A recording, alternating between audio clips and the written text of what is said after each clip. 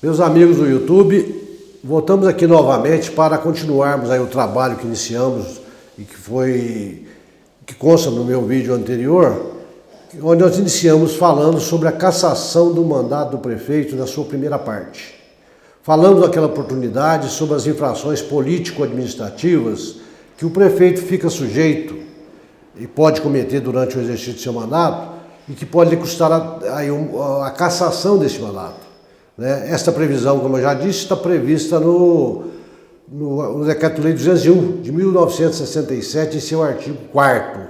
São 10 infrações político-administrativas existentes que o prefeito pode incorrer, relacionadas a esse artigo 4º, que nós falamos na nossa sessão anterior, ou na nossa manifestação anterior, que nós colocamos como primeira parte. Na segunda parte de hoje, nós vamos falar sobre a denúncia dessas infrações político-administrativas.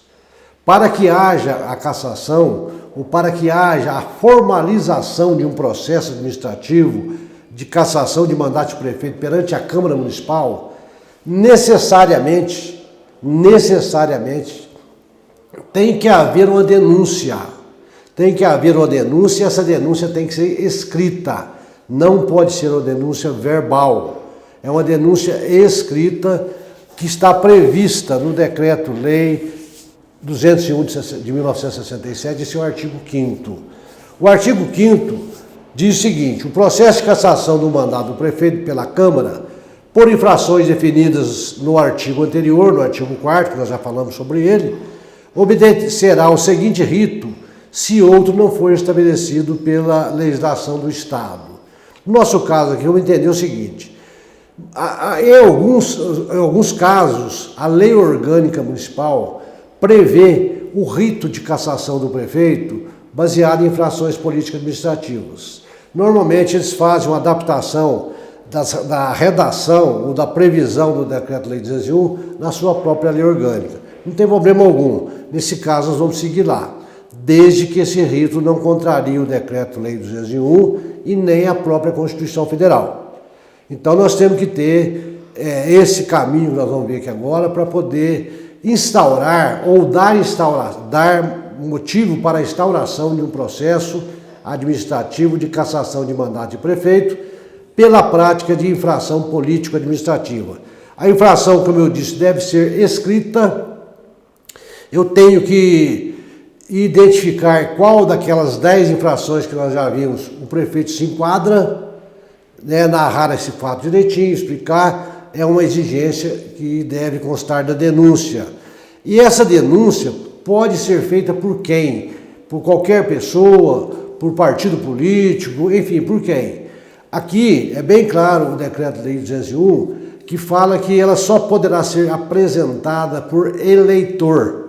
Até usa a expressão qualquer eleitor, tá? Então essa expressão até trouxe uma certa confusão, uma certa discussão doutrinária, porque alguns entendem, quando se fala em qualquer eleitor, que qualquer eleitor pode apresentar uma denúncia contra qualquer prefeito em qualquer cidade.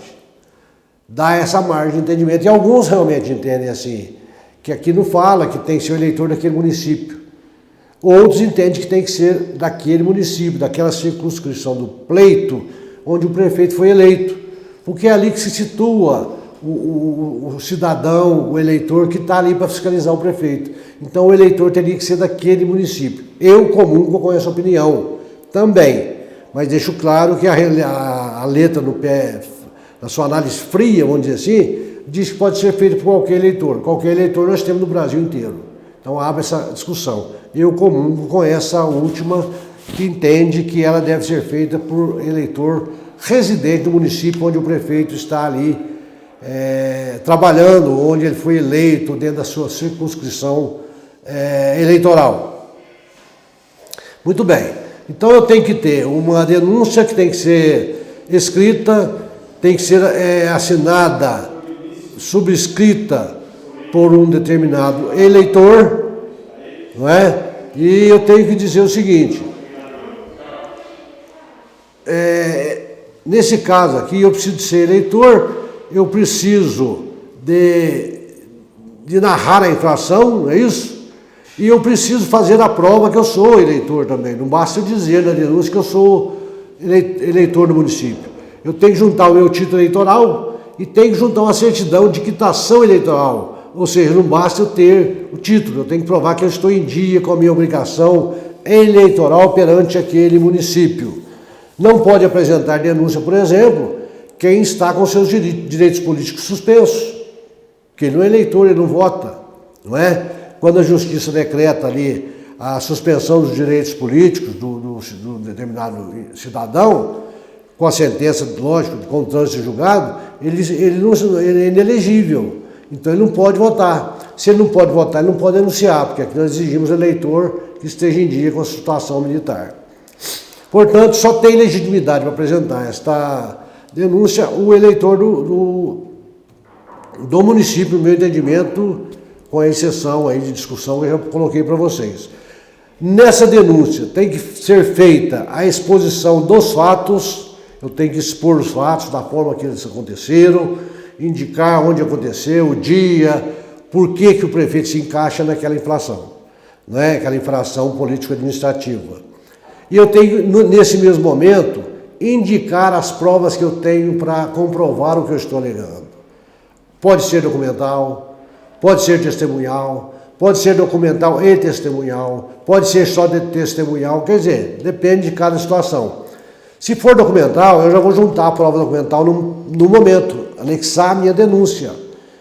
E se for testemunhal, eu vou apresentar a relação de testemunha também nesse momento e pedir para que elas sejam intimadas no momento oportuno para serem ouvidas perante a Câmara Municipal. Então, até aqui, acho que a questão é bastante clara. Pois bem, nós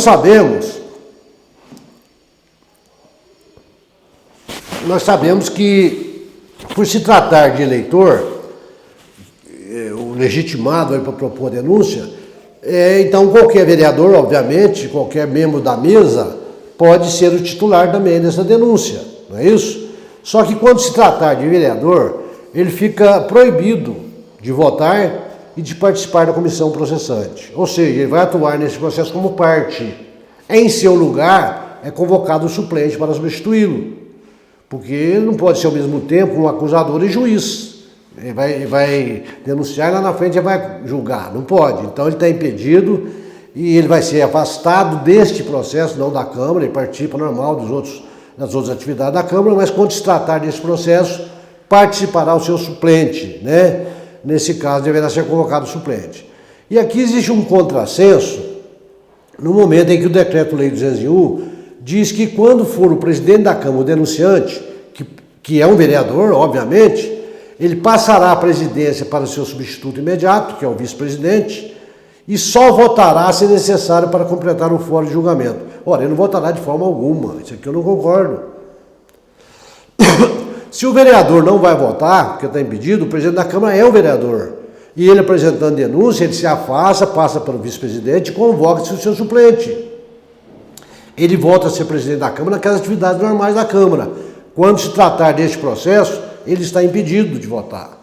Então, o próprio decreto-lei diz que, de forma clara, será convocado o suplente do vereador impedido de votar, o qual não poderá integrar a comissão processante.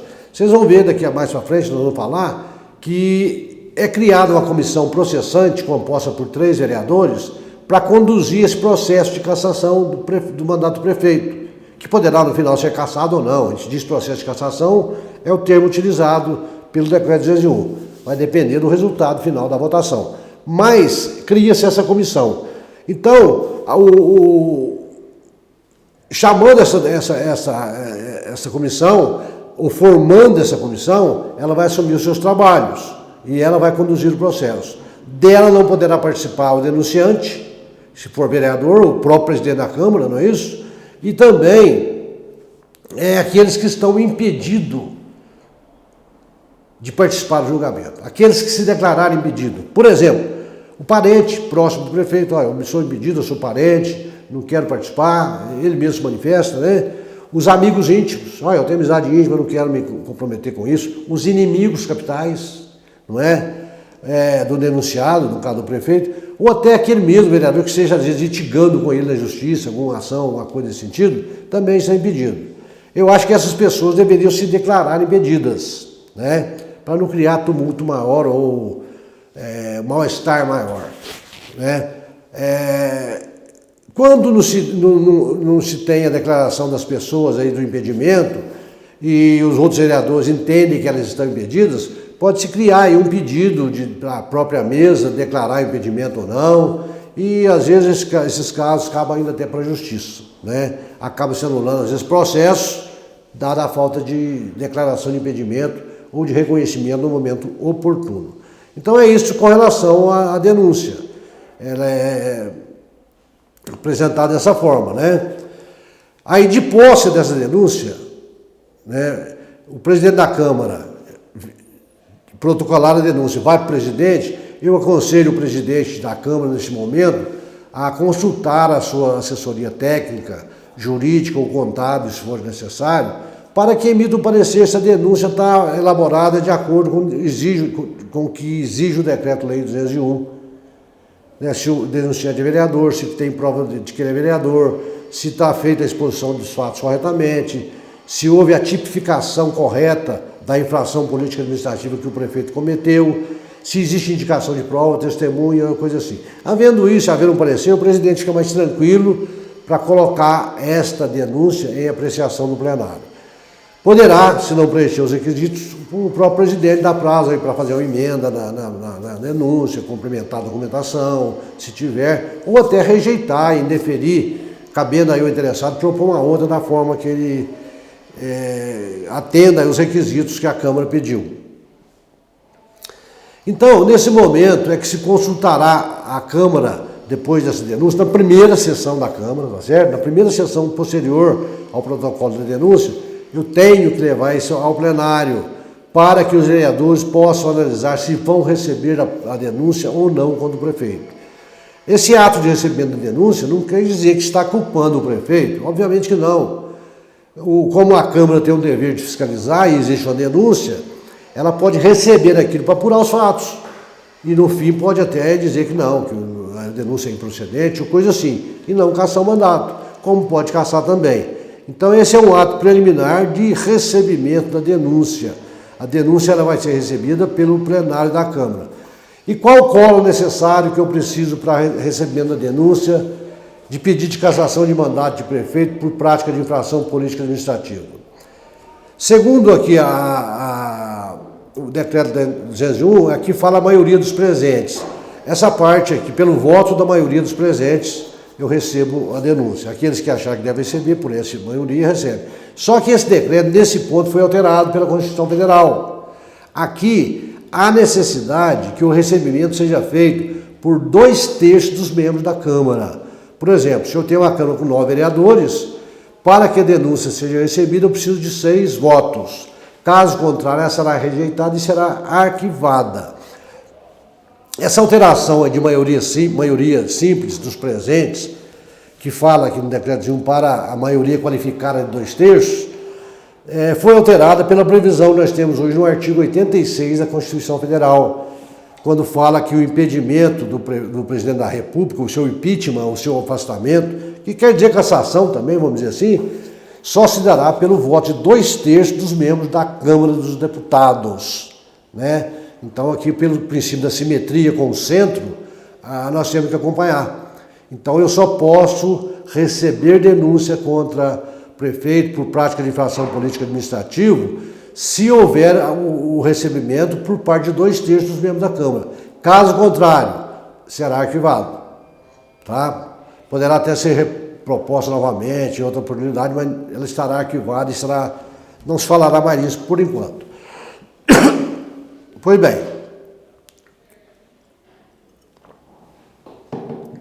recebida a denúncia, obviamente que para tudo isso vai ser lavado a ata, né?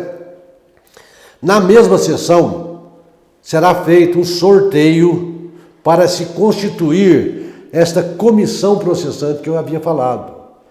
Então tem que se fazer um sorteio, é por sorteio, tá certo? Eu vou escolher a comissão processante, ou seja, aquela comissão composta por 3 vereadores desimpedidos que vão conduzir o processo que acaba de ser instaurado pelo recebimento da denúncia, até a sua conclusão. até o dia em que eles vão emitir um parecer final, dando o seu veredicto, os 3 membros da comissão. Então tem que ser 3 vereadores, tem que ser por sorteio, suplente convocado não pode participar, tá certo? E tem que ser observada a representação partidária na Câmara, sob pena de nulidade. Eu já vi processos aí em que cassaram o prefeito, ele voltou para o cargo depois de uma discussão na Justiça, porque a comissão formada não respeitou a representação partidária. O decreto-lei não fala dessa representação, mas a Constituição tem essa previsão na formação de suas comissões. E a própria lei orgânica, o regimento interno das câmaras, normalmente prevê isso aí também, não é? A observação da representação partidária na formação das comissões. Então isso tem que ser observado para que não cause uma nulidade futura. E inclusive algumas leis orgânicas, alguns regimentos dizem ou preveem que os membros da mesa, ou só o presidente, dependendo de cada situação, não podem fazer parte das comissões da Câmara. Nesse caso, enquadra-se aqui a processante, tá certo? Seria até interessante que se fizesse uma anotação dessa lei orgânica, falando expressamente da comissão processante, que é essa comissão que se cria para esse fim, que a mesa da Câmara está impedida. Tudo bem, tem uma previsão, não pode participar. Ou só o presidente não pode participar? Se não houver previsão nenhuma, pode até participar. Mas normalmente eles ficam impedidos por previsão na lei orgânica ou no regimento de cada Câmara Municipal. Bom, formada a comissão processante por 3 vereadores desimpedidos, em que os suplentes não podem participar e obedecida a representação partidária, isso aí é quando possível, né? Se não houver possibilidade da representação partidária, não tem como. Não é? Se eu tenho só 2 partidos políticos, coisa assim, é complicado. Então é quando é possível. Eu vou fazendo sorteio, sai um partido A, sai um partido A de novo, eu não tiro, faço sorteio de novo, sai o B, até completar os 3.